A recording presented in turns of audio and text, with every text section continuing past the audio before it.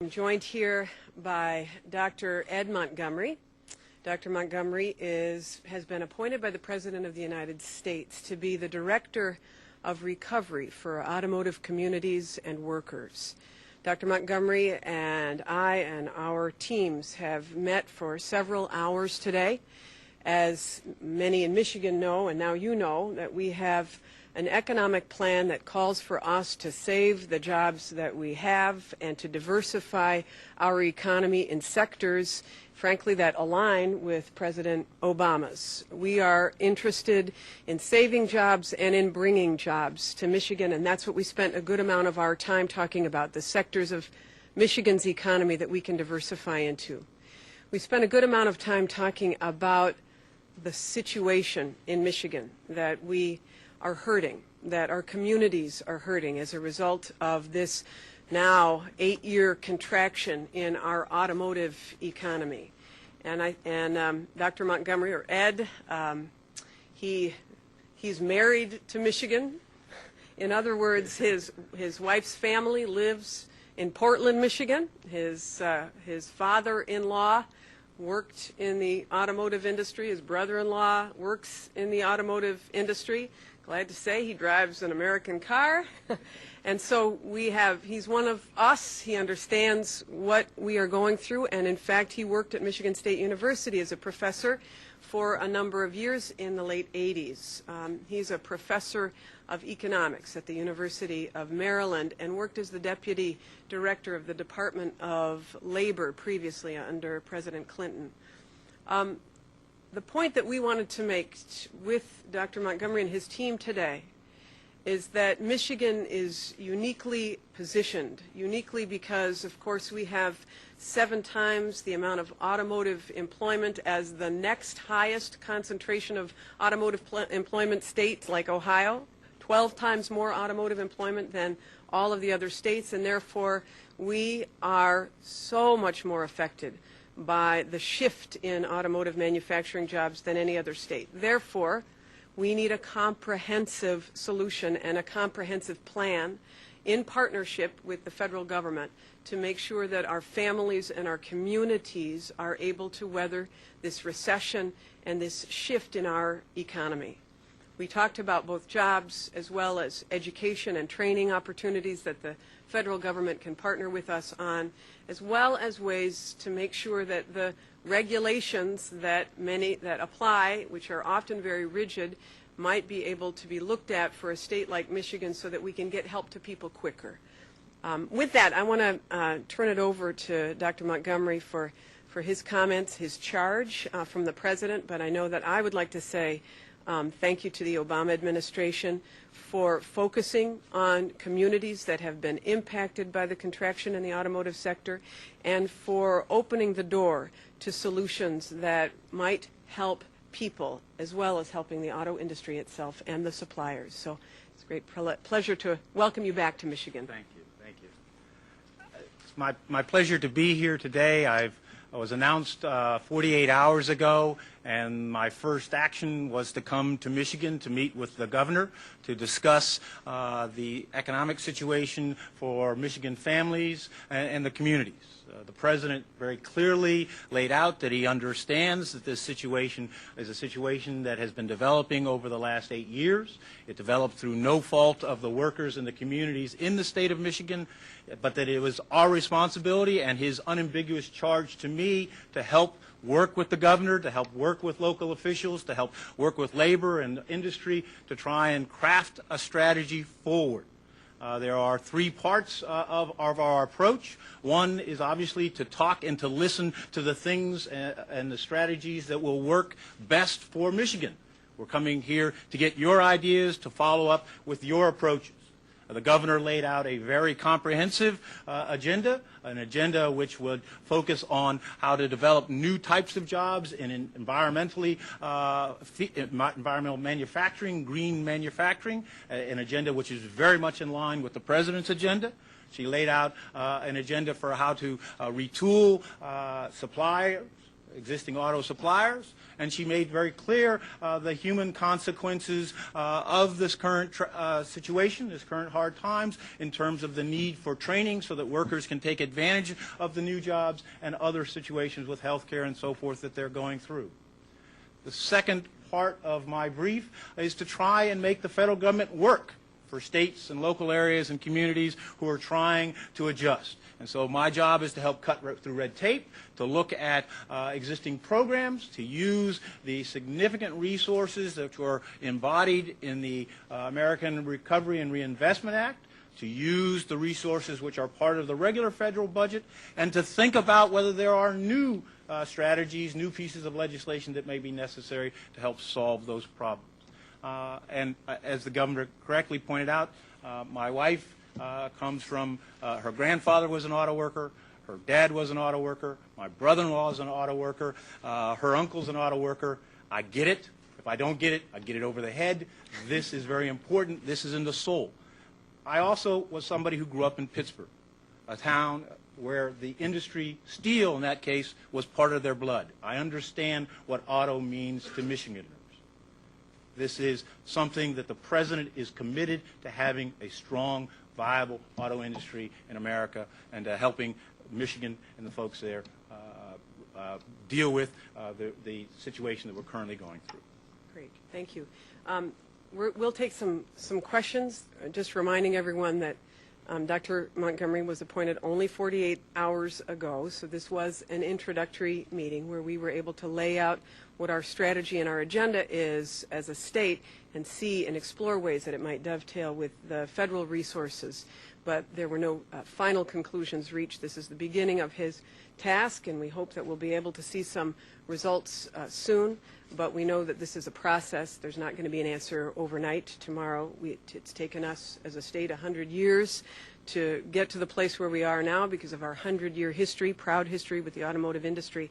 It's not going to reverse itself overnight. So, with that, happy to answer any questions.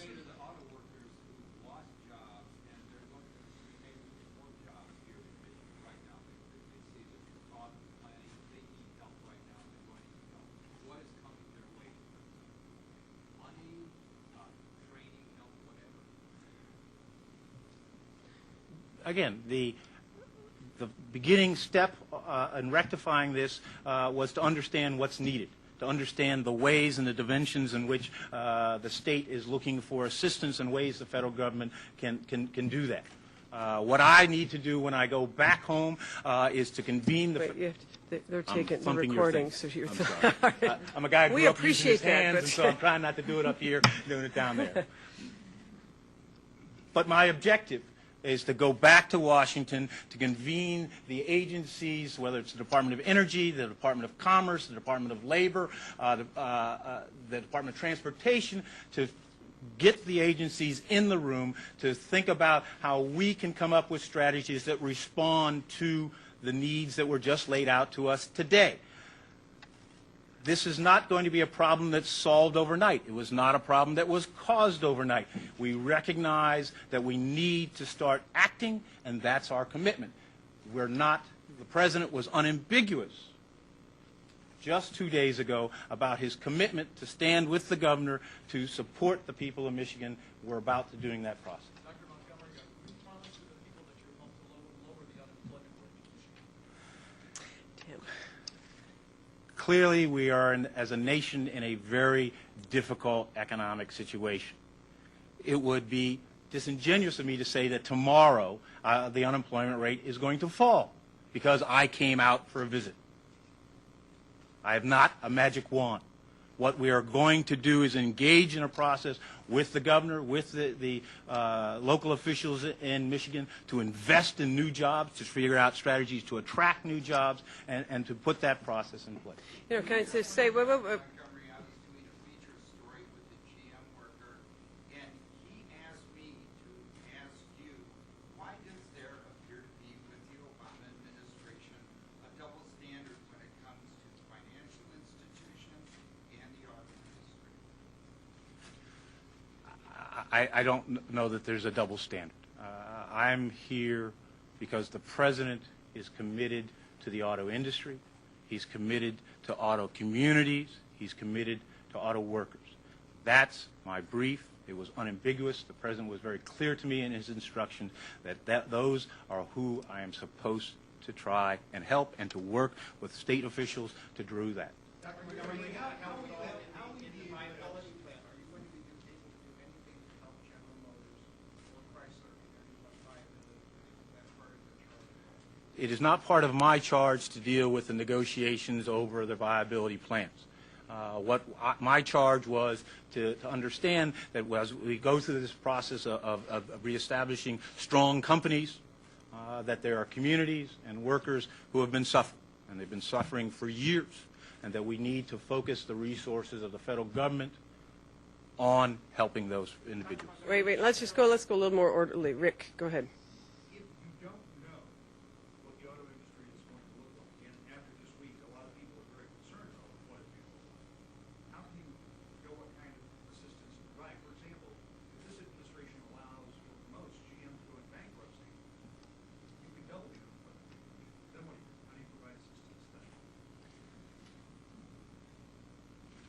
For the last 8 years, we have seen declines in auto employment. We've seen declines in the employment in the supply sector. We're trying to develop a set of strategies that as that situation with the auto companies works its way through the process, we can simultaneously work with the communities and the individual workers who've already been impacted, and to lay out a strategy which will help the state attract new jobs, to diversify itself during that period. We've been trying as a state, of course, to get the attention of Washington for a number of years, and frankly, this is a welcome visit, because we know that the federal government has resources that the state does not have with respect to helping communities and helping people. So the fact that there has been a person who is designated specifically for the purpose of helping auto communities and auto workers is a very helpful sign. He obviously has to go back and scan the territory for how that help might come. He had to come and listen to us first. But this is the first time we have had this kind of offer of help, this kind of physical presence of help, at least since I have been governor. Dr. Montgomery, do you plan on coming back to Michigan and going through those offices, specifically the Flint area and Saginaw area, which has these 10 GM plants, thousands of workers, and just as many of those who are laid off? I absolutely intend to come back to the state of Michigan. Part of my plan is to bring not just myself, but to bring other people from the other agencies within the federal government and to look at firsthand the situation in auto communities around the state. But specifically Flint and Saginaw, which has just as many GM plants and other facilities as the Detroit area. Yeah, we're going to help to coordinate and orchestrate his schedule going forward. Obviously, the Flint and Saginaw area is part of that ground zero effort. Susan. Wait, hang on just one second. Susan. Governor, today the Senate passed a DUI budget. You know, but is this about this? Yeah. Okay, sorry. Millions from the worker left behind. Are you concerned that that's going to cut down on the level of job training, or can that be filled with stimulus? Yeah, we certainly talked about No Worker Left Behind as part of our training strategy. Clearly, we need as much ability, as many dollars as possible to train as many people as need to or want to be trained for new jobs in emerging sectors. So cutting No Worker Left Behind is a backward strategy. We need to invest in No Worker Left Behind. We appreciate the Recovery Act dollars, which give us more trade adjustment assistance money and Workforce Investment Act money. This is an area of Dr. Montgomery's expertise. We spent a good amount of time today talking about ways that we might be able to open that pipeline even further with the federal government to allow for more people to be able to access that. All right, Mark. You come in here with the mindset that bankruptcy is a likely outcome?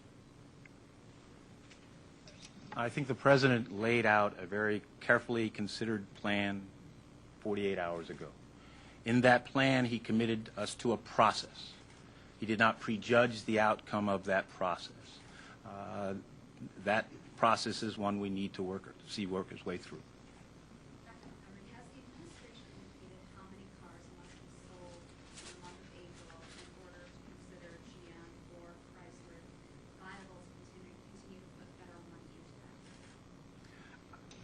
I'm not the finance guru, the people who are doing that. My brief was to talk about the communities and the workers who were infected. Rick, hang on, Rick. Dr. Montgomery, I understand you're new in the job and all, but we're expecting to see more pink slips in the next couple of weeks to auto workers. Do you feel any sense of urgency to have something new waiting for those people at the other end of that time? I understand it's very, very close. I feel a sense of urgency to address this problem that's 8 years in the making. The governor laid out very comprehensively the extent to which the high unemployment, the rising poverty rates were affecting the people in Michigan. You hear it in numbers, you see it in faces, and I know it from the family, my wife's family. So this is real. And the president was very clear that we feel a sense of urgency to do something. And it's not driven by a layoff. We feel it now. And so it is my objective to move expeditiously and quickly and in a way that is effective. Could it be that during the next round of layoffs? I guess at this point I don't want to speculate on what happens with the next round of layoffs or if they're going to happen. We need to have a policy and a program that works for all laid-off workers in this state and helps them get back on either back on the job or helps them transition to training and gives them some support while they're doing. That's what we're trying to lay out here. Yeah, right, did you say? Do you have any ideas of specific federal programs that might be able to apply to, say, attract new jobs? There is clearly resources within the Department of Energy to invest in new battery technology, which could be a sector. There's dollars as well for weatherization and other green efforts. There are dollars associated with transportation and light rail projects. There's the grid, electric grid, hydroelectric wind energy.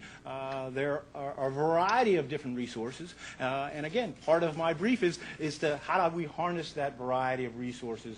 How do we identify where there may be needs for additional either authorities or resources, creative solutions to work for the people of Michigan? Lauren, hang on. Wait, you trumped over her. Hang on one second. Lauren was going, and then we'll go to you. Dr. Montgomery, you say that this problem has been 8 years in the making, but a lot of people that are dealing with this are feeling the pain right now. What's the one or two things you're going to take back to Washington and recommend that we can feel a tangible fix for the people here in Michigan that are suffering right now?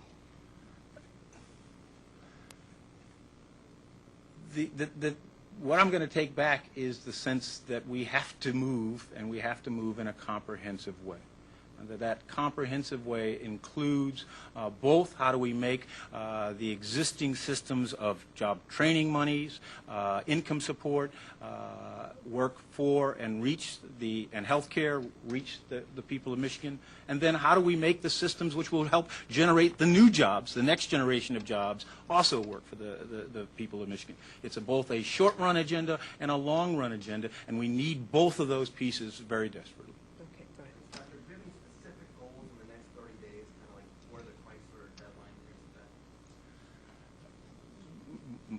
that? My goals have to do with how do we get the federal government working and respond. I would expect that when I get back instantly, the first order of business is to convene the federal agencies, to have a conversation, to inventory our resources, to inventory our programs, to identify with the help of the governor's list who's already told us some areas where we might be able to help, to see what strategies we can put in place and to put them in place as absolutely quickly as we can because I understand what's going on. Last question goes to Peter Luke. Go ahead, Peter. As an economist, do you see a difference between what has happened here in the past 8 years and a natural disaster? And is the administration prepared to address this economic issue as in terms of finances and effort as it were a national disaster?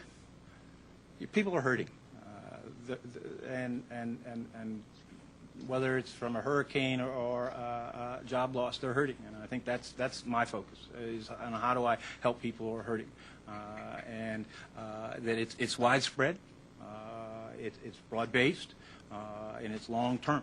But my focus is on how do I help the people, how do I help the community. And I would just add to that, Peter, we have presented this as though there's an analogy here. Obviously, it's not a hurricane in the same sense that it hits once and it's an act of God.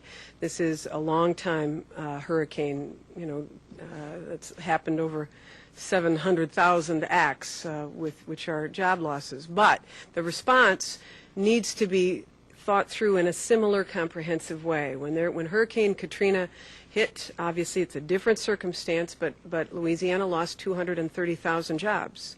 We will have lost by the end of next year 3 times that amount. And so the question for the administration, and this is why we want to put together an aggressive, comprehensive solution, is how can we ensure that the industry is healthy, that the suppliers are healthy, and that the communities and the families are able to survive and thrive and emerge, and we emerge as a state stronger. And that's what this is all about.